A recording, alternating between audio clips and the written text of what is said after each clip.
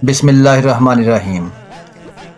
ये वीडियो उन तमाम अफराद और ख़ानदानों के लिए है जो एक बावकार, महफूज और संजीदा रिश्ता तलाश कर रहे हैं।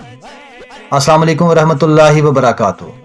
मैं हूँ मोहम्मद रहमानी शेखुपुरा से और आप देख रहे हैं रहमानी रिश्ता पीके, यानी ये कुंवारी लड़की का रिश्ता है। इस लड़की की बरादरी है रहमानी जंजुआ। रहमानी बरादरी है, जंजुआ सब कास्ट है, देवबंदी मसलक है इनका। और लड़की की तालीम है BA और कद है 5 फुट 3 इंच, 5'3" हाइट है। लोकल हैं ये, 27 साल उम्र है इसकी। वेरी फेयर कलर, माशाल्लाह खूबसूरत हैं।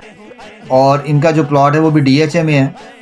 और ये इनकी वालदा के इंतकाल पर ये वापस अपने एरिया आबाई गांव, जो इनका आबाई इलाका कह सकते हैं, जलालपुर जट्टा गुजरात में, ये वहाँ पे वापस आ गए हैं।